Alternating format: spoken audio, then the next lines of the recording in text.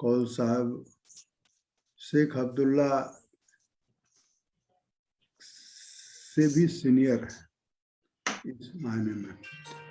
और कश्मीर की राजनीति को जितना कौल साहब जानते हैं उतना मैं समझता हूँ कि आज मेरी जानकारी में दूसरा कोई नहीं है पूरे भारत में, दुनिया का तो मैं नहीं जानता।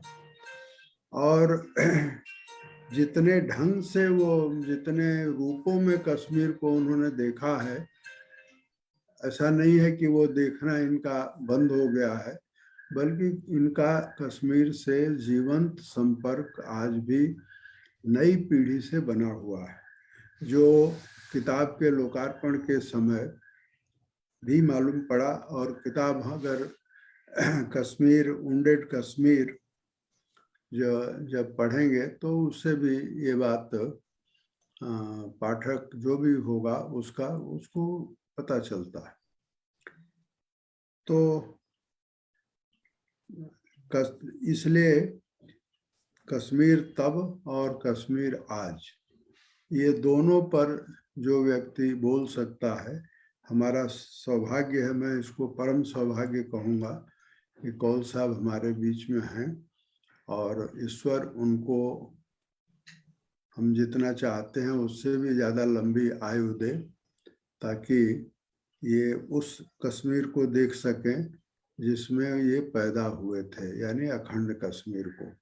और अखंड कश्मीर कोई अब कल्पना की और सपने की बात नहीं है, वो किसी दिन यथार्थ में बदलेगा। मैं ये जरूर कहूँगा कि इन दिनों कश्मीर पर वैसे भी मेरी भी थोड़ी बहुत दिलचस्पी रही है कश्मीर के बारे में। उसका कारण ये है कि एक पत्रकार के नाते जो मैंने 5-7 बड़े सवाल को जो अपने अध्ययन के लिए चुना, तो उसमें एक नॉर्थ ईस्ट की इंसर्जेंसी है, दूसरा माओवाद है, कश्मीर का आतंकवाद है। तो इस नाते कश्मीर पर भी मेरी थोड़ी बहुत दिलचस्पी रही है। कुछ किताबें भी हमने जुटाई, कुछ पढ़ते भी हैं। कोरोना काल में मैंने ये पाया कि एक दिन अशोक जी का फोन आया कि मैं कश्मीर के इतिहास पर एक पुस्तक बना रहा हूँ। तो मुझे लगा कि ये तो बहुत ही अच्छा काम है और अच्छा काम किया भी है इन्होंने। उन्हीं दिनों में पता नहीं इनसे हमने जिक्र किया या नहीं, लेकिन उन्हीं दिनों ये भी मालूम हुआ, हम पहले से ही मालूम था कि ये कौल साहब भी कश्मीर के पर एक किताब बना रहे हैं।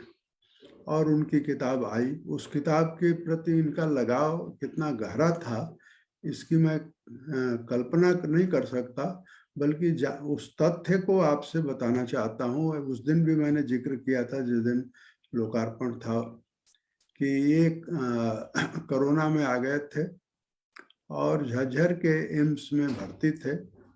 मोबाइल इनके पास था, मोबाइल से इनसे संपर्क होता था, मेरा तो नहीं हुआ, परंतु इनका अपने परिवार से, बेटे से बातचीत होती थी, डॉक्टर से बात होती थी।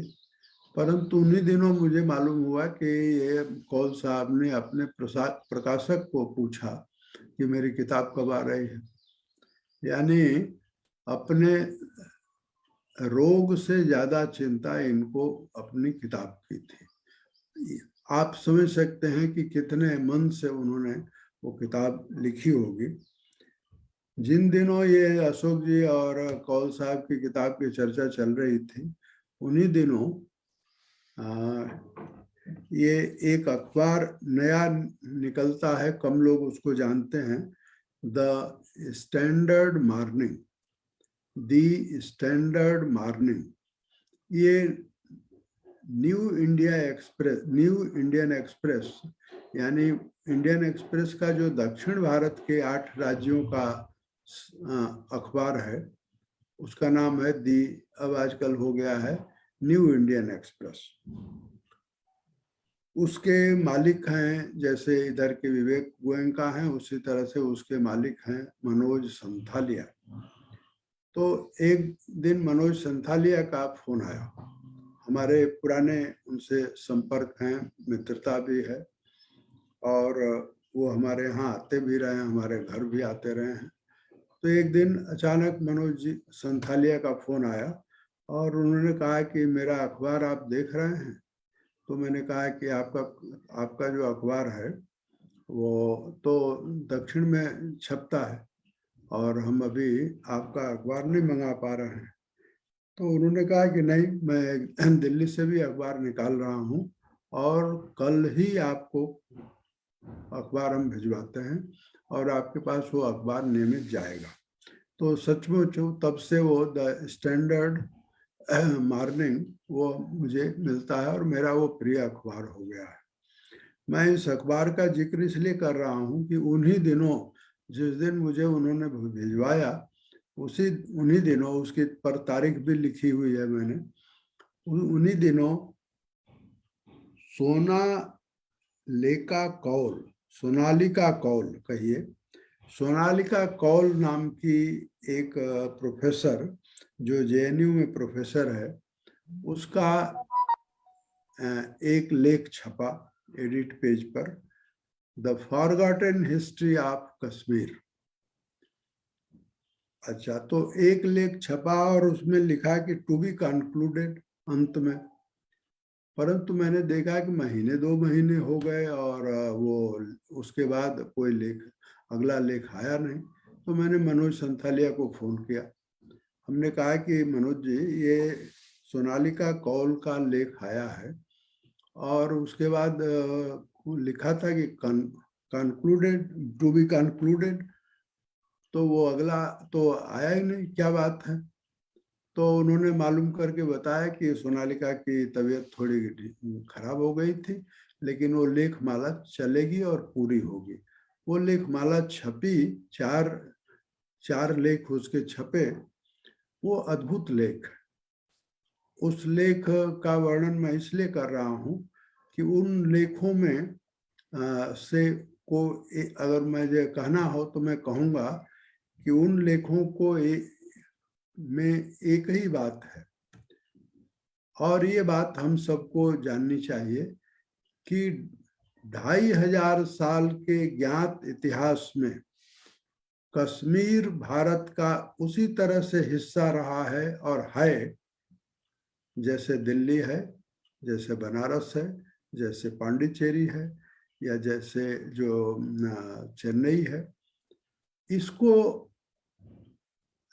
हिस्टोरिकली और जो है वो उसने, सोनालिका ने अपने लेख में सिद्ध किया, और मैंने उस लेख को काट करके रखा भी है।